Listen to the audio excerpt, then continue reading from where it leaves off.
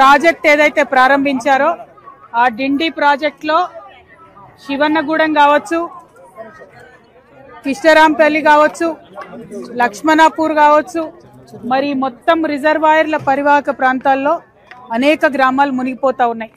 ఈ మునిగిపోయినటువంటి గ్రామస్తులకు సంబంధించి 2015-16లో జీవోలు వచ్చినాయి. ఆనాడు ల్యాండ్ అక్విజిషన్ ఏమో 2013 చట్టం ప్రకారం చేసిండ్రు, కొంతమంది దగ్గర 123 చట్టం ప్రకారం చేసిండ్రు. దాంట్లో ఇండ్లు మరి కొంత అక్వైర్ చేయలేదు, కొన్ని చోట్ల కంప్లీట్గా డీటెయిల్స్ రాసుకోలేదు.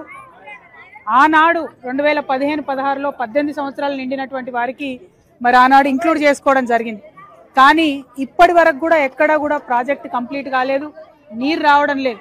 మేము డిమాండ్ చేసేది ఒకటే ఇవాళ తెలంగాణ జాగృతి తరఫున, ఎప్పుడైతే ప్రాజెక్టు డేట్ ఆఫ్ కమిషన్ ఉంటుందో, అంటే ప్రాజెక్టులో ఎప్పుడైతే నీళ్ళు వచ్చి పొలాలకు పోతాయో, ఇంకా 3 ఏళ్ళు కానీ 4 ఏళ్ళు కానీ 5 ఏళ్ళు కానీ ఆ టైంకు 18 ఏళ్ళ వాళ్ళు ఎంతమంది ఉంటారో వాళ్ళందరికీ కూడా కాంపెన్సేషన్ ఇవ్వాలి, ప్యాకేజ్ ఇవ్వాలి అనేటటువంటిది మొదటి డిమాండ్.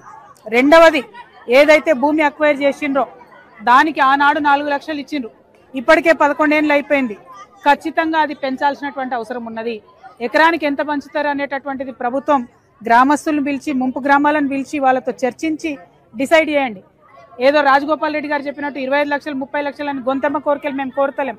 కానీ ఆనాడు 4-5 లక్షలు ఇచ్చిండ్రు, మాక్సిమం కొంతమందికి 7.5 లక్షలు ఇచ్చిండ్రు. కానీ ఇవాళ రేట్లు చూస్తుంటే ఇక్కడ ప్రజల కళ్ళలోంచి నీళ్లు కాదు రక్తం గారుతున్నటువంటి పరిస్థితి ఉన్నది. కాబట్టి ఈ ధర పెంచాల్సినటువంటి అవసరం ఉన్నది. ఇక మిగతా విషయాలకు వచ్చినట్టయితే, ఏదైతే గ్రామాలు ఉన్నారో వాళ్ళలో 80% ఖాళీ అయింది, కానీ ఇంకా కొంతమంది గ్రామాలు పట్టుకునే ఉన్నారు.